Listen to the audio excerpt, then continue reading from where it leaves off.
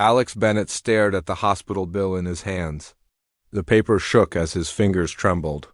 $50,000 for just the first round of his sister's treatment. The full course would cost over $300,000. Money he didn't have. We can try other options, Dr. Peters said softly.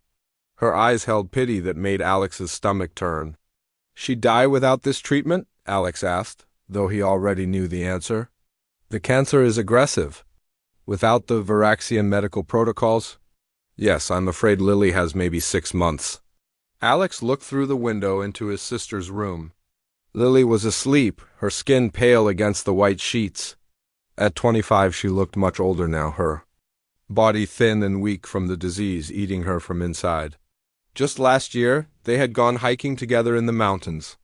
Now she could barely walk to the bathroom without help.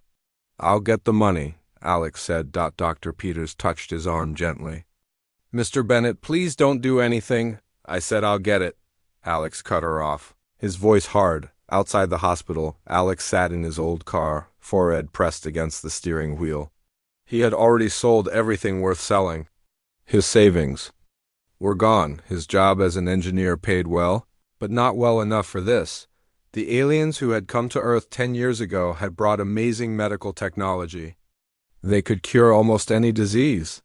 But the Varaxians were not the saviors people had hoped for. They were businessmen. Their cures came with price tags only the rich could afford. Alex started the car and drove to the one place he had been avoiding. The old gym on Elm Street where his friend Joe worked.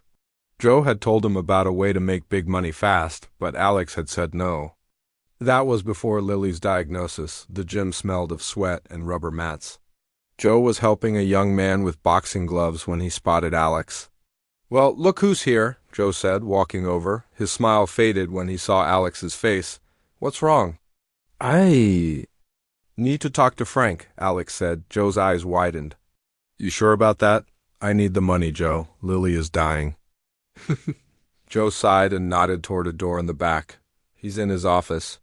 Frank Winters was an old man with a face that looked like it had been hit too many times. His office was small, with fighting posters covering the walls. Joe says you train fighters for the Crucible, Alex said without sitting down. Frank studied. Alex, for a long moment, I used to. Most of them died or got messed up so bad they wished they had. What's a nice engineer like you want with that? My sister has cancer. I need $300,000 for her treatment. And you think fighting is the answer? Frank laughed without humor. Kid, you're what, 6 feet, 180? You'd get torn apart. I was a college wrestler. I know how to fight, not like this, Frank shook his head. The Crucible isn't human boxing or wrestling. It's blood sport for alien entertainment. They like seeing us hurt each other. Or worse, getting hurt by their champions. How much can a fighter make? Alex asked. Frank was quiet for a moment. First fights, maybe 5,000. If you survive and win, each fight pays more. Championship is 100,000. Plus whatever side bets you can arrange. 6 fights. I could save her in 6 fights, if you win. If you live, Frank stood up. Go home. Kid, find another way. Alex didn't move. There is no other way. Frank saw something in Alex's eyes that made him pause. You ever been hit? Really? Hit? I can take pain, Frank sighed. Not like this. He moved surprisingly fast for an old man. His fist caught Alex in the stomach, doubling him over. Before Alex could recover, another blow hit his ribs. Alex dropped to one knee, gasping. That's nothing compared to what you'll face, Frank said. Go home. Alex forced himself to stand up straight. Again, he said. Frank raised an eyebrow. What? Hit me again. I need to learn. Frank studied him, then shook his head. You're either the bravest or the stupidest man I've met, maybe both. He walked to a cabinet and took out some papers. The first fight is in 2 weeks. That gives us 14 days to get you ready? It won't be enough, but it's what we've got. Alex signed the papers without reading them. When do we start? Now, Frank said. Take off your shirt. Let's see what I'm working with.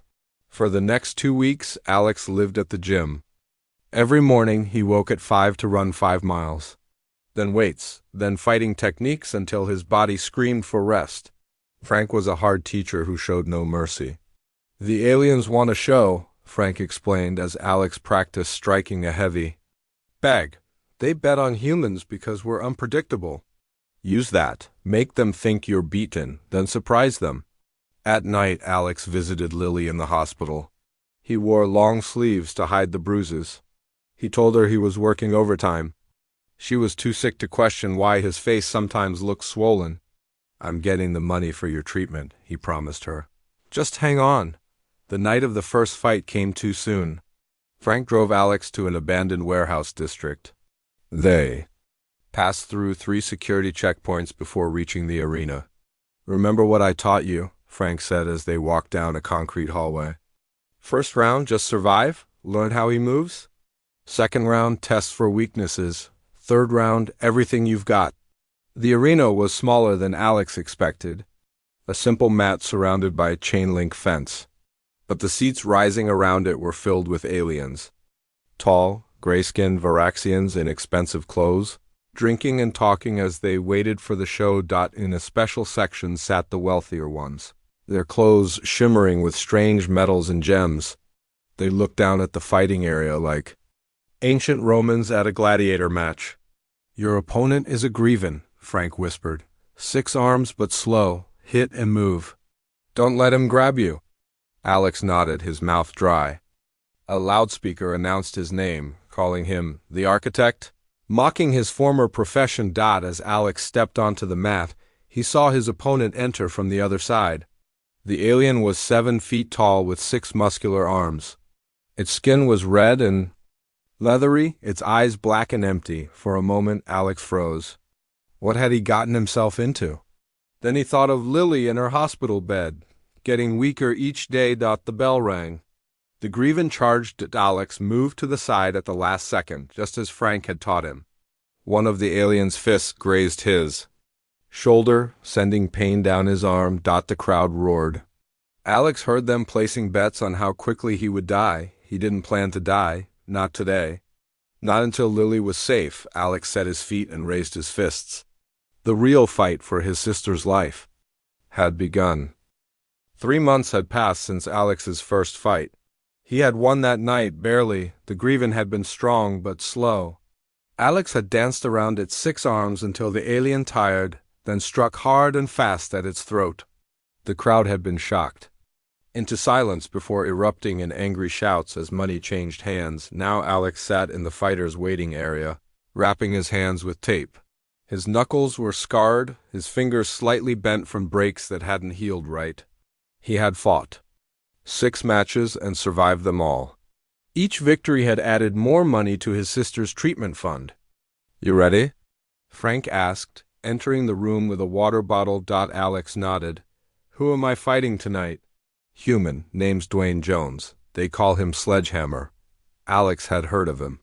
A former construction worker who fought to free his brother from Varaxian labor camps. He was big with fists like rocks.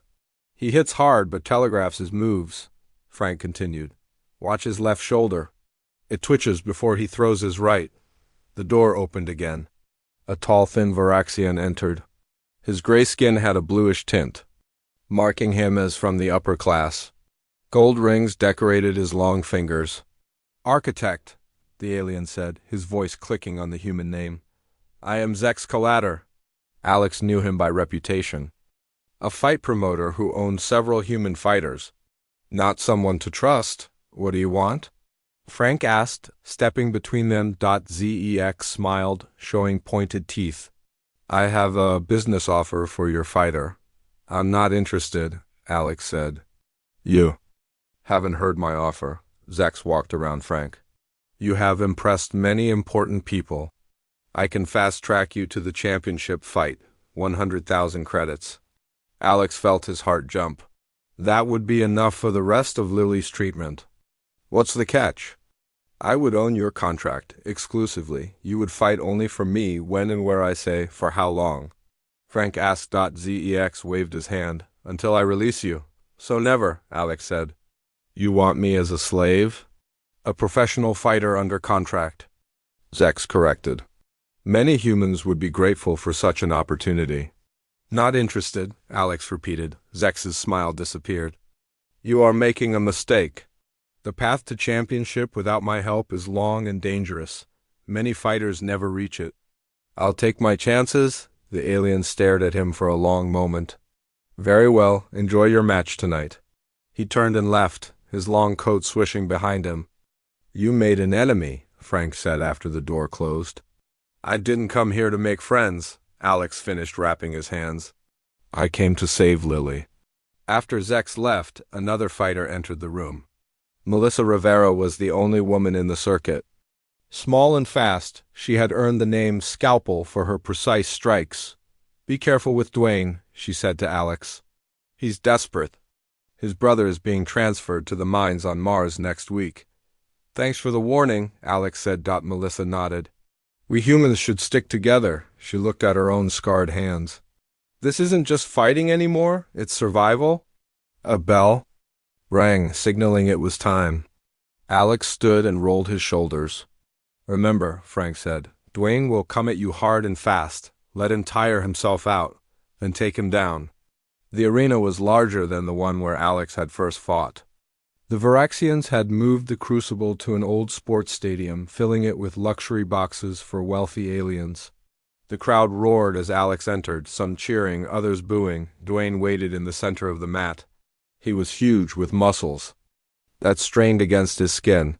His eyes were hard but not cruel. Just another human doing what he had to. No hard feelings, Dwayne said as they faced each other. But I need this win. So do I, Alex replied. The bell rang. Dwayne charged forward like a bull, swinging his massive fists. Alex ducked under the first blow and sidestepped the second. He countered with a quick jab to Dwayne's ribs, then danced away. Dwayne grunted but kept coming. His left shoulder twitched, just as Frank had said. Alex moved to avoid the right hook that followed, but Dwayne had feinted. His left fist caught Alex on the jaw, sending him stumbling backward. The crowd cheered as Alex tasted blood. He shook his head to clear it and raised his guard. Dwayne pressed his advantage, throwing heavy punches that forced Alex to retreat. Around the ring, one blow caught Alex in the ribs where an alien fighter had broken them in his third match. Pain flared through his body. He gasped and nearly fell. Stay up, Frank shouted from the corner. Move your feet. Alex forced himself to keep moving, to ignore the pain. He remembered Lily in her hospital bed, smiling weakly when he had told her the first treatments were working. She was getting better, but she needed more. He couldn't fail now. As Dwayne threw another punch, Alex saw his opening. He ducked under the swing and stepped inside Dwayne's guard. 3 quick strikes to the bigger man's stomach made him double over. Alex followed with an uppercut that snapped Dwayne's head back. Dwayne staggered, but didn't fall. He swung wildly, catching Alex on the shoulder. They traded blows in the center of the ring, neither man giving ground. Blood ran down Alex's face from a cut above his eye. Dwayne's nose was broken, leaking red down his chin. In the final round, both men were exhausted. Alex's ribs felt like they were on fire. Dwayne's breathing was ragged, his movements slower. Alex saw his chance when Dwayne telegraphed a big right hand. Instead of backing away, Alex stepped into it, taking the blow on his shoulder while driving his own fist into Dwayne's already damaged nose. Dwayne cried out and stumbled backward. Alex pressed forward, throwing everything he had left into a combination of punches.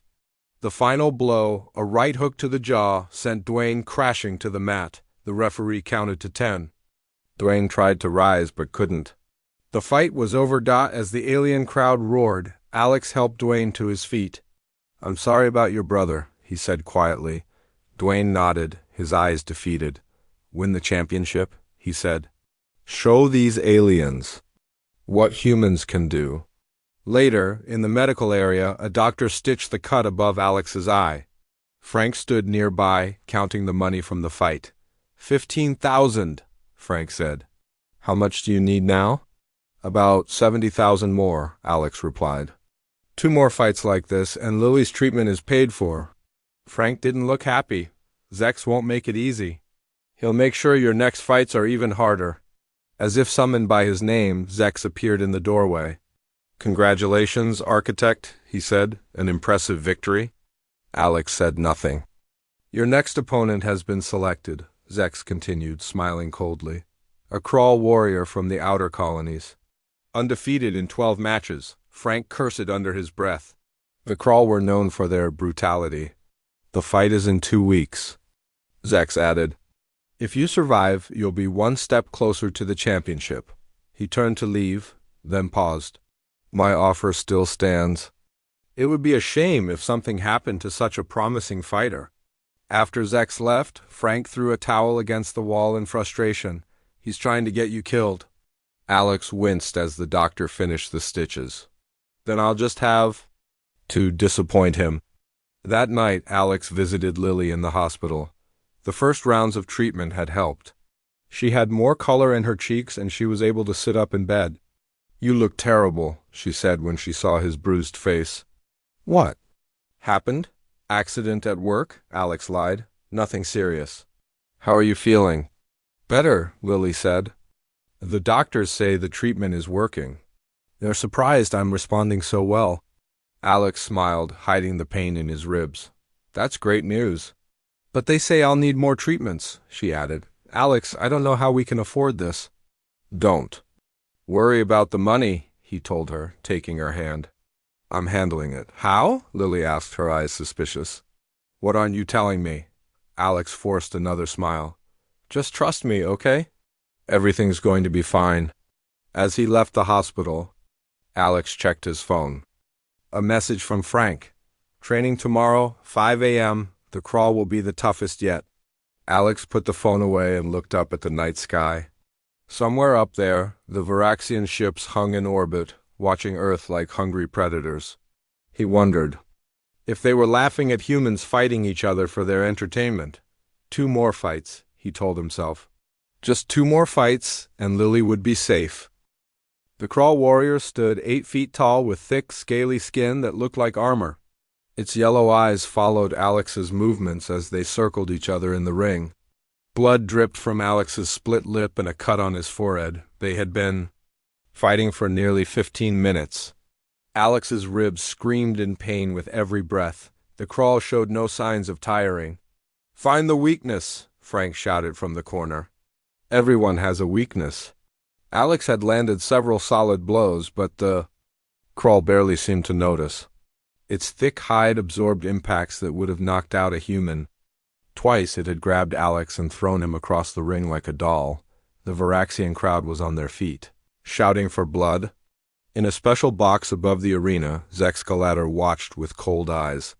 He had arranged this match to end Alex's career or his life. The crawl charged again, swinging a massive fist at Alex's head. Alex ducked and delivered a hard punch to the alien's midsection. Pain shot up his arm as his knuckles hit what felt like concrete. The joints, Melissa called from somewhere in the crowd.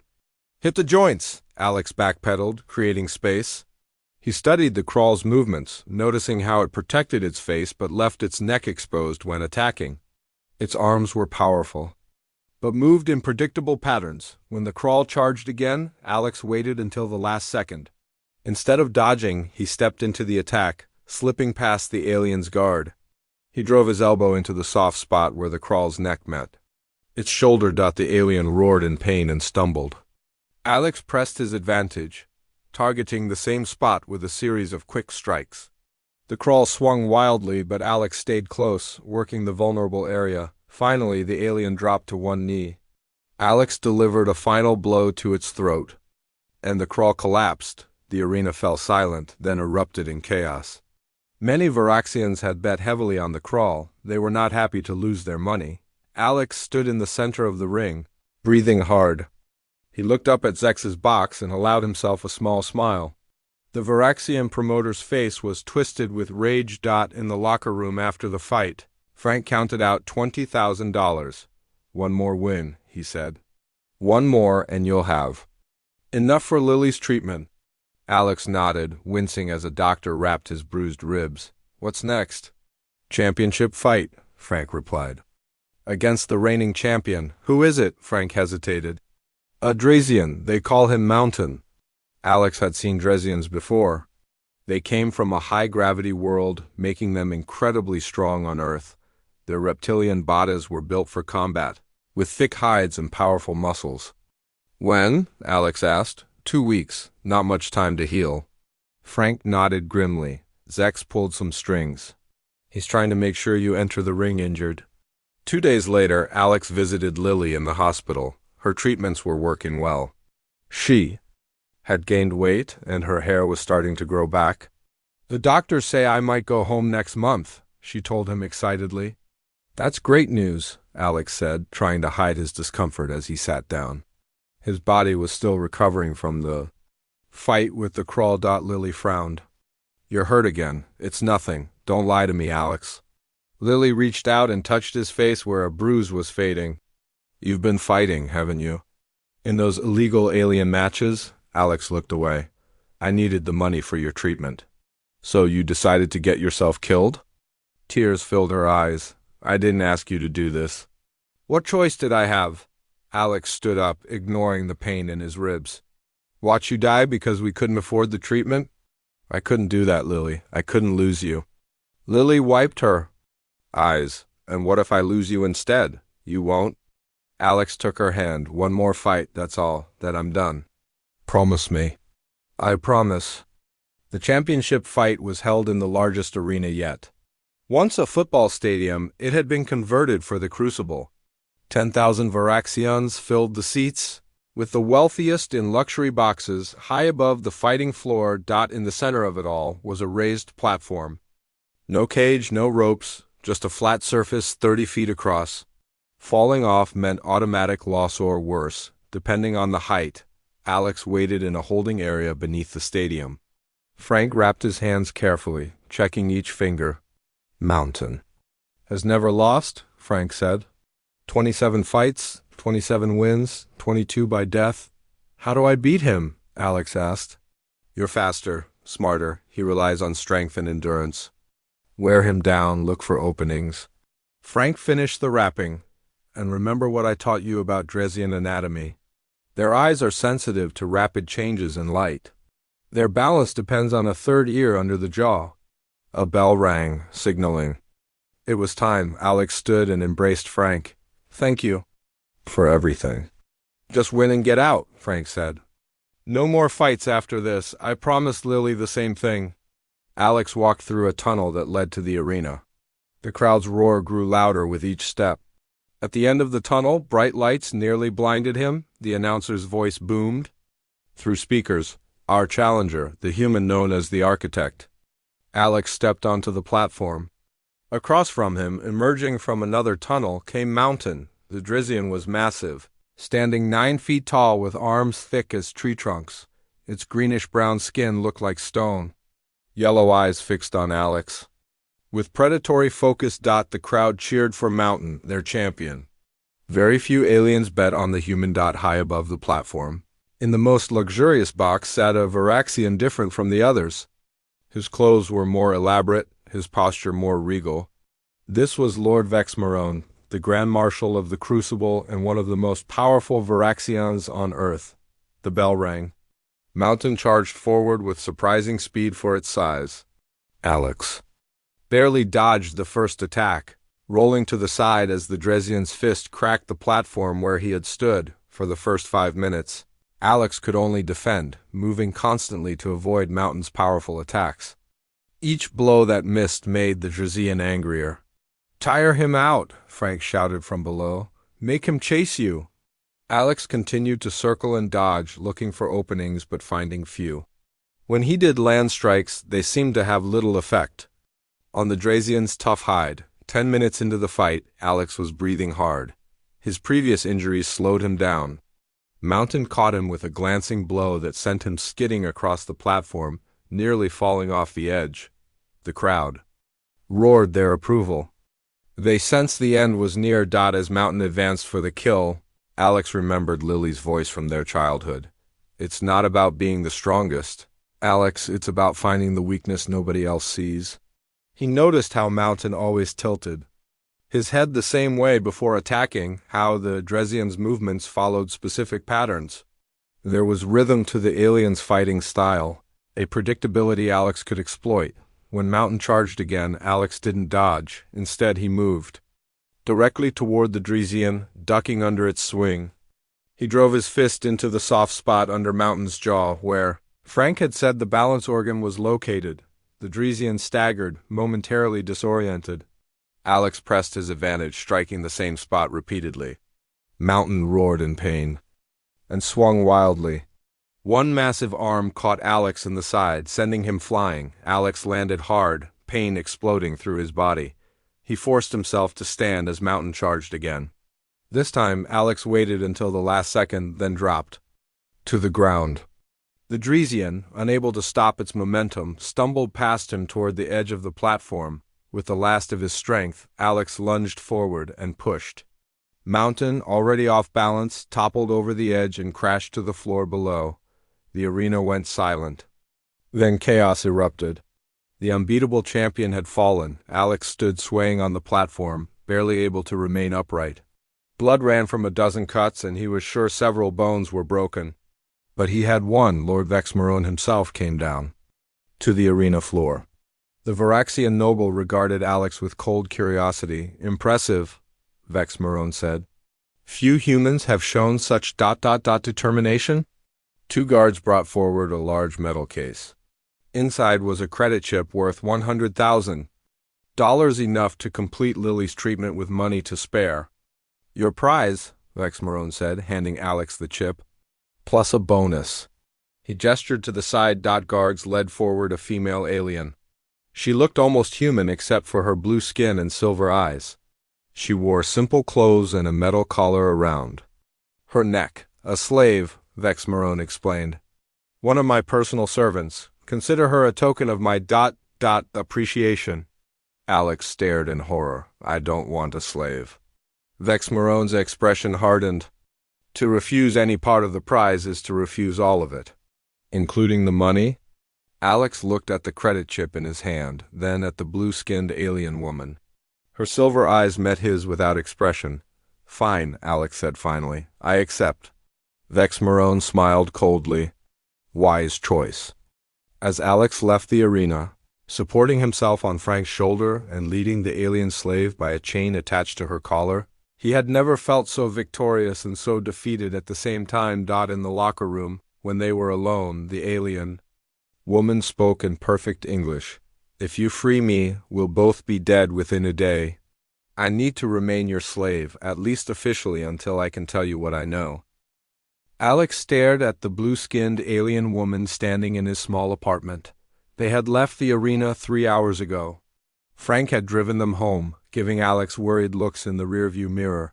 Who are you? Alex asked.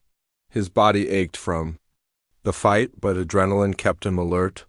My name is Kellanara, she said. Her voice was soft but clear. First, let me check for listening devices. She moved around the apartment with practiced skill, examining light fixtures, outlets, and furniture. Finally, she nodded. It seems clean, but we should be careful what we say. Alex sat down heavily on his worn couch. What did you mean we'd be dead if I freed you? Kellanara touched the metal collar around her neck. This contains a security device. If removed without proper authorization, it kills the slave and alerts Varaxian security. Vexmarone expected you to try freeing me out of human compassion. It would have eliminated both of us. Why would he want that? Because I know things that threaten him. Kellanara sat across from Alex. I am not what I appear to be. What are you then? I am an intelligence operative from the Sylvan Confederacy. My people have been fighting Varaxian expansion for decades. Alex had heard rumors about the Confederacy, a coalition of planets resisting Varaxian control. Most humans thought they were just stories. You're a spy? Yes, I was gathering information on Varaxian military operations when I was caught. Instead of killing me, they enslaved me. They didn't realize I had already completed my mission. Kellanara leaned forward. The data they want is hidden where they cannot find it. It's encoded in my genetic structure.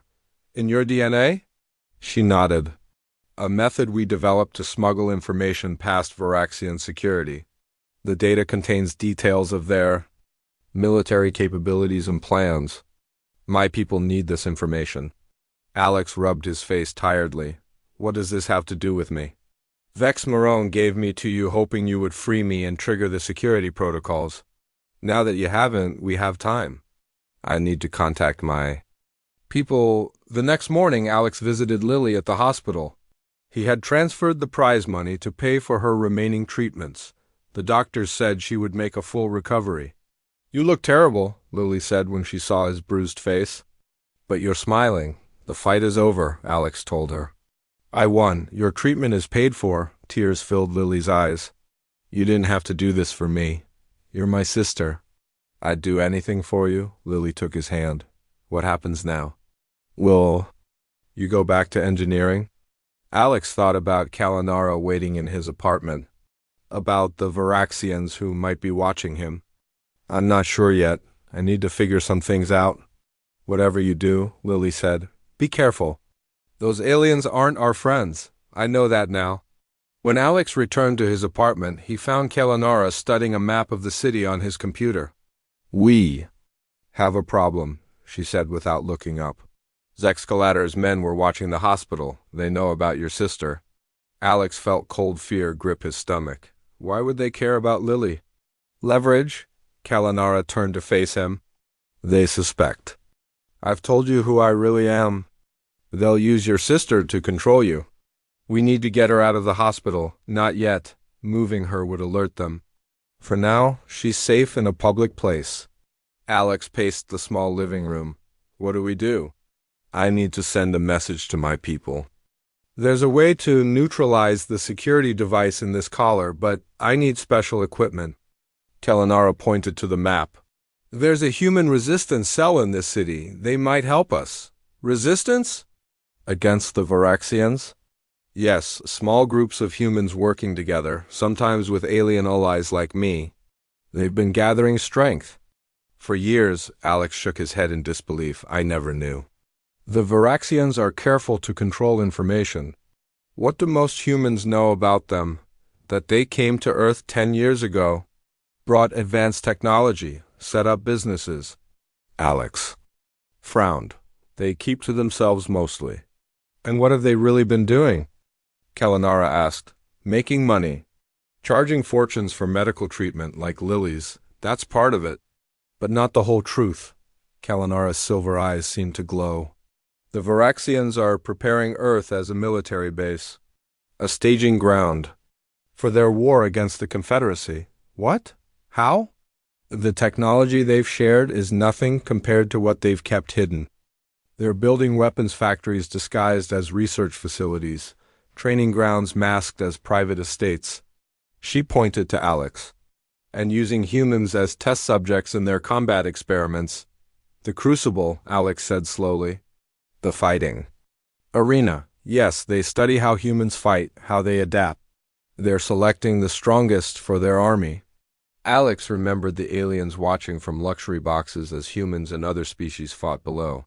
Placing bets, yes, but also taking notes. Studying. They plan to conscript thousands of humans, Kalanara continued. Augment them with Varaxian technology and use them as frontline troops. Cannon fodder, Alex said bitterly. Exactly. A loud knock at the door made them both freeze. Alex motioned for Kalanara to hide in the bedroom. He approached the door. Cautiously, who is it? Open up, Bennett. The voice belonged to Zexcalada. Ardalix took a deep breath and opened the door. The Varaxian promoter stood in the hallway, flanked by 2 large guards. May I come in? Zex asked with a cold smile. What do you want? Just checking on my investment. Zex pushed past Alex into the apartment. Where is your new slave? I hope you're treating her well. She's resting. Zex looked around the small apartment with distaste. Lord Vex Marone has taken a special interest in you, Architect. He was impressed by your victory. I'm done fighting, Alex said. I have what I needed. Do you? Zex stepped closer. Your sister's treatment is progressing well, I hear. It would be unfortunate if something interfered with it. Alex felt his hands curl into fists. Is that a threat? A reminder. Your connection to the Crucible doesn't end just because you won one championship. Zex smiled again. Lord Vexmarone expects you at his estate tomorrow night. A celebration in your honor. Bring the slave. And if I refuse? Zex shrugged. Then perhaps your sister's next treatment will be delayed. Hospital scheduling can be so complicated. After Zex left, Kellanara emerged from the bedroom. We need to move quickly. This celebration is a trap. I can't risk Lily's treatment. Alex said, If we contact the resistance tonight, we might have help by morning. Kellanara took his hand. Trust me, Alex. There's more at stake here than you know. That night, they slipped out of the apartment through a back exit. Kellanara led the way through dark streets, avoiding security cameras and Varaxian patrols.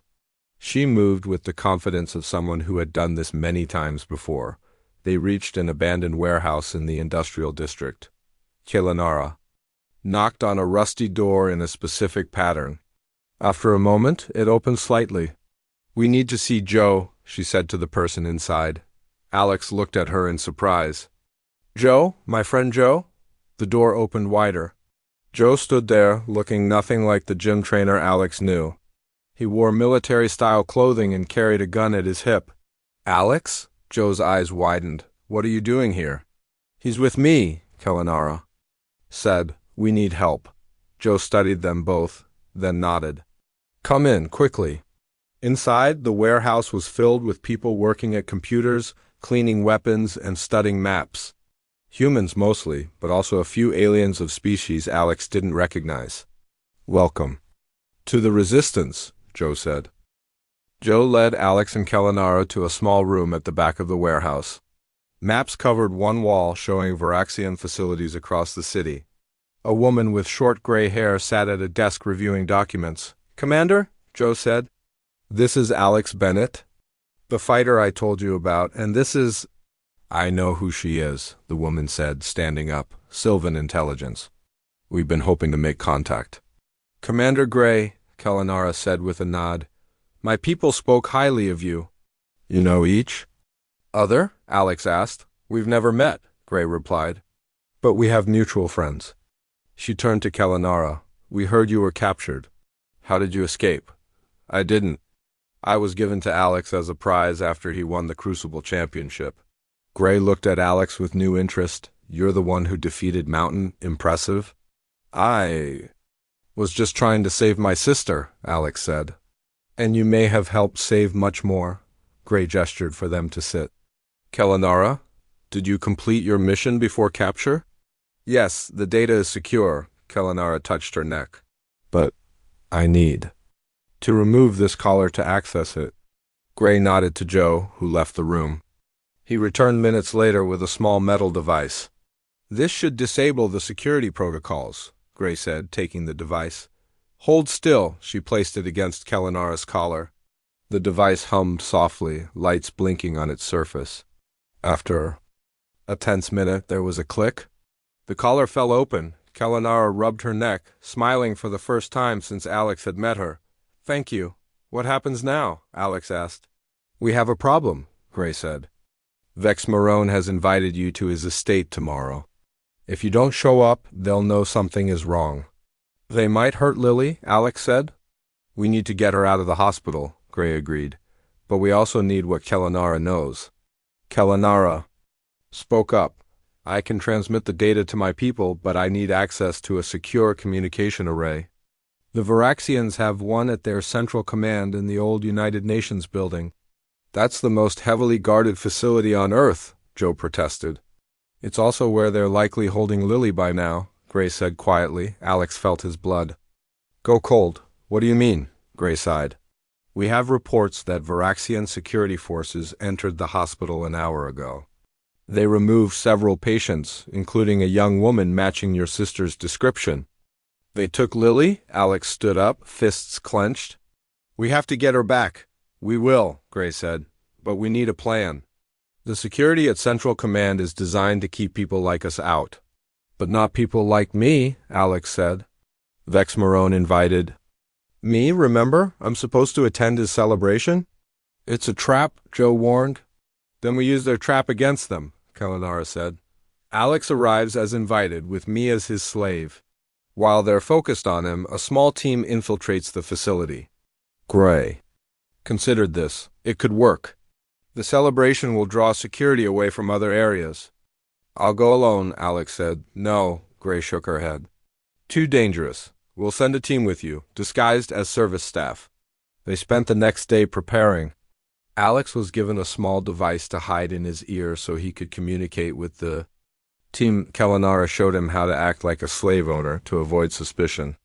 Keep your chin up, she instructed. Don't look nervous. Varaxians can sense fear. I'm not afraid, Alex said. Just angry. Use that anger, but control it. Kalanara touched his face gently. We'll get your sister back, I promise. That evening, a luxury car provided by the Resistance drove them to Vex Marones' estate. It was a massive building that had once been a museum. Varaxian guards checked their invitation at the gate, then waved them through. Inside, the celebration was already underway. Dozens of wealthy Varaxians mingled in a grand hall, drinking and talking. Human servants moved among them, carrying trays of food and drinks.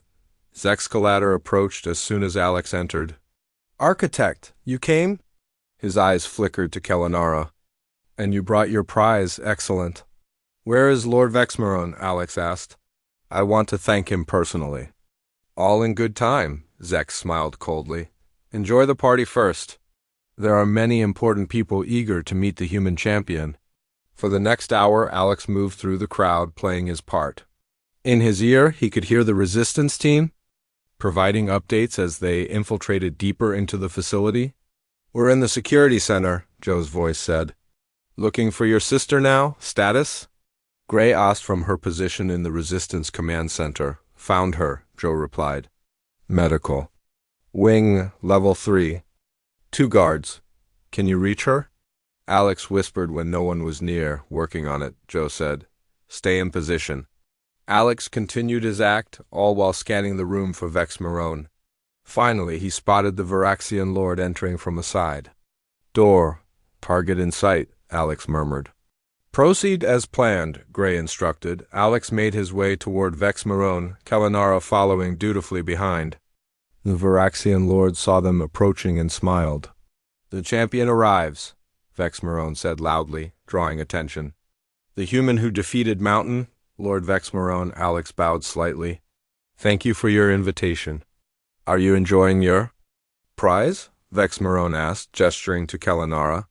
Very much, Alex replied, forcing a smile. She's quite valuable. Vex Marone's eyes narrowed slightly. Indeed, more than you know, perhaps. In his ear, Alex heard Joe's urgent voice. We've got a problem. Security is heading to your position. They know who Kalanara is. We need a distraction, Gray said. Now, Alex acted without hesitation. He grabbed a drink from a passing server and threw it in Vex Marone's face. The room went silent. Vex Marone wiped the liquid from his eyes, his expression murderous. You dare? He hissed. You took my sister, Alex said loudly. Where is she? Guards rushed toward them. Kalanara moved suddenly, her hands finding a decorative rod on the wall.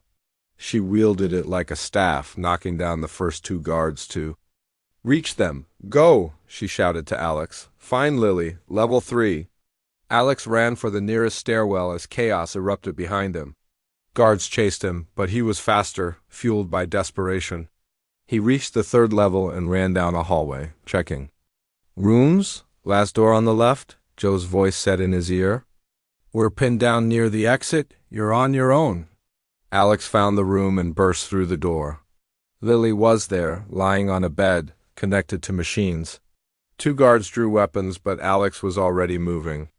Years of fighting in the Crucible had taught him how to handle larger opponents. He took down both guards with quick, precise strikes. Lily, he touched her face gently. Wake up, we need to go. Her eyes fluttered open. Alex, what's happening? I'm getting you out of here. He disconnected the machines and helped her sit up. Can you walk? I think so, she said weakly. They made it to the hallway when Zexcalator appeared at the end, holding a weapon. You disappoint. Me, Architect, the Varaxian said. You could have been valuable to us. We're leaving, Alex said, pushing Lily behind him. I think not. Zex raised his weapon. A blue blur struck Zex from behind. Kellanara had followed Alex, and now she fought the Varaxian promoter with astonishing skill. They struggled briefly, before Kellanara slammed Zex's head against the wall, knocking him unconscious. "This way," she said, breathing hard.